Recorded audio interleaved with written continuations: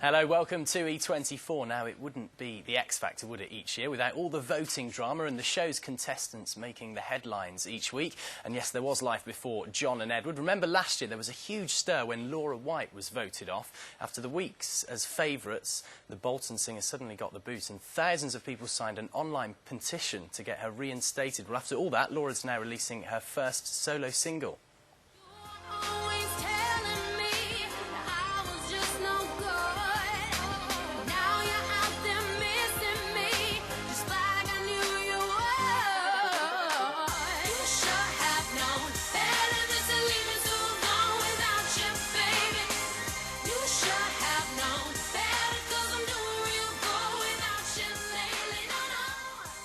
Well, Laura's here now. Sounds good. How's it going? Thank you. It's going really well, thank you. What's the last year been like? Do you know, it's been, goodness me, it's been the craziest year. You know, there's been so many ups and downs with everything. But I'm so grateful. I'm still, you know, doing my music. I'd gigged for many years before I did the X Factor, and so I've kind of just played through and been getting all my album together, and I'm really lucky that I'm at this point now. Yeah, and what was it like when you got booted off? Because you must have been gutted being the favourite to win at one point. Yeah. I mean, you know, I was so lucky. I mean, every week I was lucky enough to be the favourite every week until I left. So when it actually happened, I mean, it was a shock because I'd always had such amazing comments from the judges. But I mean, I just kind of took it as, you know, that's life, and I kind of just kind of thought that was my time to go, and I think things happen for a reason, so it was probably just my time. Is there any sour grapes now, or do you still watch the X Factor? No, I still watch it. I've actually got this year my friends who were in it are Ricky and Rachel. Rachel obviously went last night, so I was gutted. But I mean, this year's been a good year, and this year I'm supporting Daniel. I like Daniel. So did you speak to Rachel then after she? I did. I actually saw Rachel this morning, and she was okay. Actually, I thought she'd be a lot more upset than she was, but she seemed good, and she still wants to do her music, so it's good. What about Jedward? What do you make to those two? I think musically they're definitely not really what I'm into. But I mean, you know, it takes so many guts to get up there, and you know, and I think they try, and they're definitely entertaining. I know, like, my younger cousins love them, so they're doing good. With your experience and also with John and Edward, do you think the X Factor's more now about good TV rather than an actual singing contest? I think a programme with the X Factor, there's always the elements of the fact that it's a TV show, and yeah, I think sometimes it can kind of go on about the judges slightly more than the contestants, you know. And I think definitely, I think people should always try and focus on more of the talent, you know.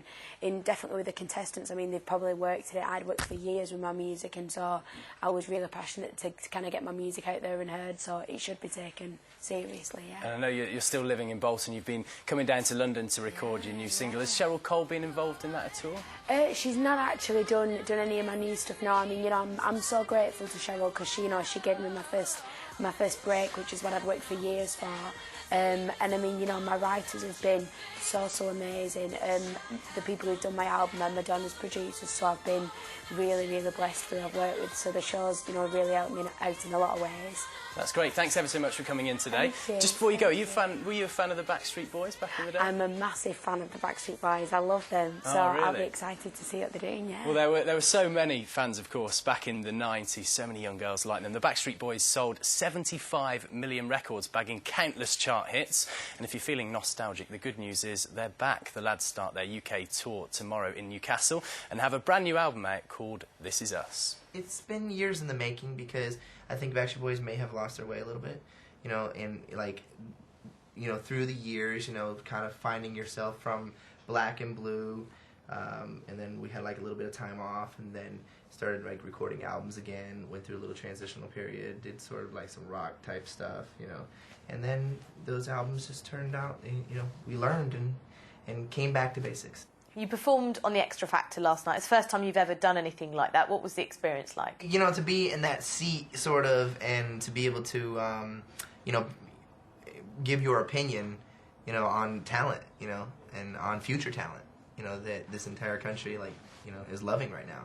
And, you know, how we felt about Rachel, you know, we were pretty vivid about that, and we felt that it wasn't the right decision, but, you know, we realized that there's two sides to it. you know, there's like an entertainment, you know, likability factor, and then there's also the, you know, the talent side.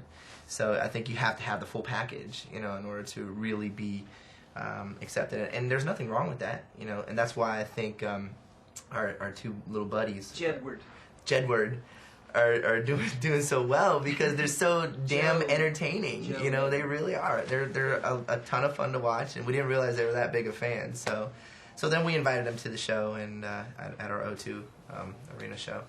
What do you think of these talent shows in the way that that's producing, you know, kind of new bands and new acts? Because obviously when you guys first started, it was much more difficult. Mm-hmm. I think at first it might have had a bad taste in our mouth at first, because it was kind of like almost the easy road.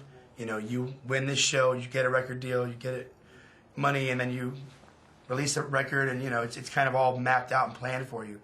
Where with us, it was all grassroots. You know, we had to go in and like earn our keep, so to speak. And play smash hits, Top of the Pops. Yeah, I mean, there's but now it seems to be like it's like the new glorified Star Search. I mean, that's what we had from our generation, was like Ed McMahon up there doing Star Search. You know what I mean? Now it's X Factor, it's American Idol, it's Britain's Got Talent, America's Got Talent. I mean, it's all these things now. Do you think there will ever come a day when you just get, okay, we've had enough, gonna give up, retire? I don't think so. Yeah, I think it's ultimately up to us at the end of the day. But I mean, our fans still want us around. We still want to be around. We love making music. We love what we do. I mean, there's no point in us not doing this for another 15, 16 years. You know, maybe not dancing at 60 years old, but who knows? By then, with our technology, we could have bionic legs and limbs and just go up there and just cut a jig, you know? Backstreet's back then. Sophie Van Bruggen talking to the Backstreet Boys. That's all from us for now. Make sure you catch E24 again at 9:30. After the Q Awards last week, tonight we'll be at the Classic Rock Awards in central London. Tim? No chance really like getting through those sunglasses, was there? No, they're massive, aren't they? They're like bug eyes. Yeah. proper designer ones, aren't they? Very generous. Very jealous. OK, thank you very much, Andy. Well, Dominic was jealous, actually. Yeah, a classic rock, I think that's a bit more our style, isn't it? OK, on with the business, you go. Thank you. RBS announces 3,700 more job losses, this time at its High Street branch network.